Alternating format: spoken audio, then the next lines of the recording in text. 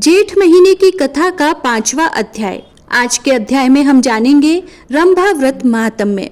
ऋषि कहने लगे कि हे स्कंद जी, स्त्रियां सौभाग्य के लिए ज्येष्ठ मास में कौन सा व्रत करे और क्या दान करे, सो आप कृपा करके कहिए। स्कंद जी बोले कि किसी समय कैलाश पर्वत पर भगवान शिव जी सुख से बैठे थे। तब पार्वती जी हाथ जोड़ और प्रणाम करके शिव जी से कहने लगी कि हे शिव, हे शंभो, हे जगन्नाथ, हे सर्वज्ञ, हे सुखदायक, मेरे समान ऐश्वर्य, सुख और सौभाग्य जिस उपाय के द्वारा अक्षय हो, और हे कृपा निधे, आपके साथ मैं अजर और अमर होकर रहूं। एक समय जप और तप से गर्वित होकर सावित्री ने अपने स्वामी का ग्रह त्यागा और समस्त लोगों को श्राप दिया।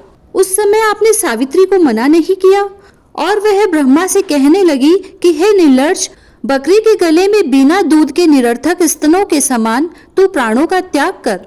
इस प्रकार सावित्री के वचनों को सुनकर ब्रह्मा जी का कोप के मारे लाल मुख हो गया और कहने लगे कि हे मृडे, तू पृथ्वी पर वृक्ष योनि में होकर वास कर। जब देवताओं ने प्रार्थना की तो सावित्री ने उसका श्राप से उद्धार कर दिया।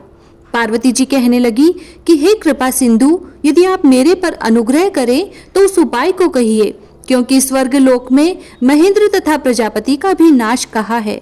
इतनी वार्ता सुनकर श्री शिव जी बोले कि हे वरानने, इस संसार में जितने भी दृश्यमान पदार्थ है उन सब का नाश होना निश्चित है। फिर भी तुम्हारी भक्ति के वशीभूत होकर मैं उपाय कहूंगा। हे भद्रे, ज्येष्ठ मास की शुक्ल पक्ष की तृतीया को स्नान कर नियम में तत्पर रहकर यत्न पूर्वक श्रेष्ठ रंभा व्रत को करना चाहिए। पार्वती जी कहने लगी कि हे प्रभु, यह रंभा कौन है और रंभा व्रत कैसे किया जाता है? शिव जी कहने लगे कि हे वरानने, जब ब्रह्मा जी के श्राप से सावित्री वृक्ष हो गई तब यह रंभा केदली और कर्पूर जननी नाम से प्रसिद्ध हुई। तब क्रोध से संतप्त होकर सावित्री ने अपने पिता के आदेश से ज्येष्ठ मास में स्नान दान आदि 5 वर्ष तक किए।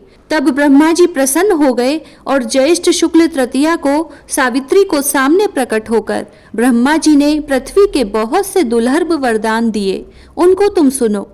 तुम संसार के कल्याण के लिए अंश से रंभा यानी केला हो जाओ। जो ज्येष्ठ मास में तुम्हारी ज्येष्ठ पूजन करेगी उनका सौभाग्य, सुख और संपन्नता अक्षय यानी नाश रहित होगा। ऐसा कहकर ब्रह्मा सावित्री के साथ सत्यलोक को चले गए।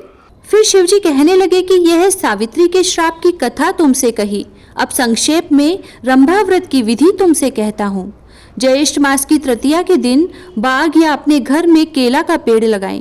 पंचामृत, गंध, पुष्पमाला और कर्पूर, पवित्र शीतल खुशबू से वासित जल आदि से प्रतिदिन वृक्ष का सिंचन करें।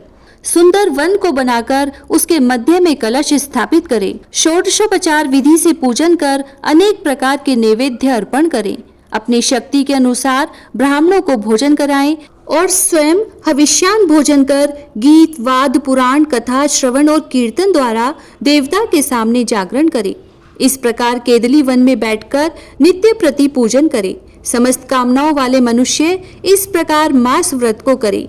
जब 1 मास पूर्ण हो जाए तो आचार्य को बहुत सा दान देकर दूध वाली गौ का दान देवे। यथाशक्ति हवन कराकर ब्राह्मणों को भूयसी दक्षिणा देवे और अपनी शक्ति के अनुसार शर्करा युक्त खीर से ब्राह्मणों को भोजन कराएं। इसके पश्चात विसर्जन कर पारणा करें और प्राणियों को बहुत सा अन्न दान देवे। शिवजी पार्वती से कहते हैं कि हे भद्रे, पहले तुमने मुझको प्रसन्न किया था, इसी से यह सब रहस्य मैंने तुमको बतलाया है। इस व्रत को यत्न पूर्वक करो, तुमको शाश्वत फल मिलेगा। प्रथम सूर्य पुत्र के विग्रह से जगदीश्वर ने इस व्रत को गुप्त रखा था। उस पवित्र व्रत को जगत के गुरु श्री शंकर भगवान ने दीनों पर कृपा कर श्री पार्वती जी से कहा। इसके आगे का रंभा व्रत वर्णन महात्म्य में जानेंगे कल के 6ठे अध्याय में। इति श्री ज्येष्ठ मास महात्म्य रंभा व्रत वर्णन 5वां अध्याय समाप्त। जय श्री राधे।